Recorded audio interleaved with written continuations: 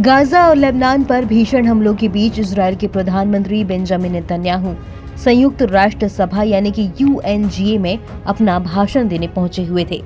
Israeli PM अपने साथ 2 नक्शे लेकर आए थे। नेतन्याहू के दाहिने हाथ में लिए मिडिल ईस्ट के एक नक्शे में ईरान, इराक, सीरिया और यमन को काले रंग में रंगाया गया और इसे अभिशाप बताया गया।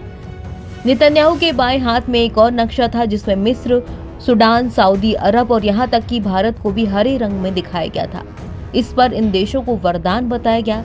इजरायली पीएम के इन दोनों ही नक्शों में अहम बात यही थी कि किसी में भी फिलिस्तीन नहीं था। एक्सपर्ट्स का कहना है कि इजरायली पीएम ने ईरान के अलावा काले रंग से शापित देशों में केवल उन्हें ही शामिल किया जो ईरान के प्रभाव वाले हैं। नेतन्याहू ने ये भी दिखाने की कोशिश की कि भारत ईरानी प्रभाव में नहीं है।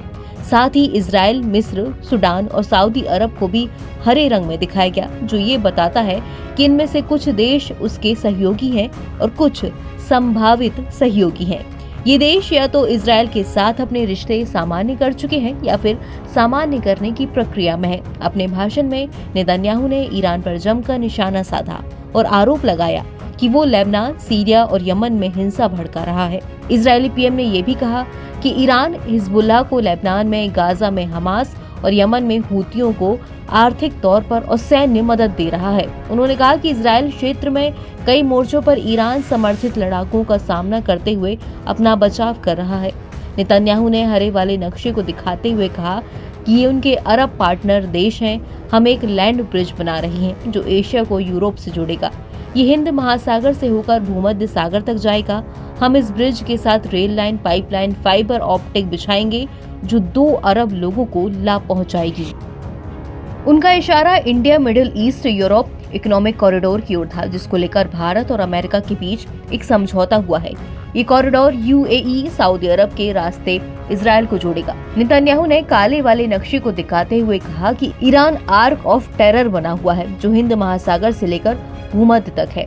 एक्सपर्ट्स का कहना है कि इस नक्शे में नेतन्याहू ने सऊदी अरब को जानबूझकर हरा दिखाया, जो यहूदी देश को मान्यता देने के लिए अमेरिका के साथ बातचीत कर रहा है। अक्टूबर 2023 से पहले सऊदी अरब और इजरायल के बीच अमेरिका के हस्तक्षेप के बाद रिश्तों को सामान्य करने को लेकर सहमति बन गई थी, लेकिन इससे घबराए हमास ने इजरायल पर हमले किए हैं। तो वहीं सऊदी अरब ने अमेरिका के सामने शर्त रखी थी कि वो रक्षा समझौता करेगा। वहीं सऊदी अरब ने इजरायल से कहा था कि वो फिलिस्तीनी लोगों को छूट दे। सऊदी अरब इस समझौते के जरिए मिडिल ईस्ट की बड़ी ताकत बन चुके इजरायल के साथ रिश्ते बनाकर फायदा उठाना चाहता था।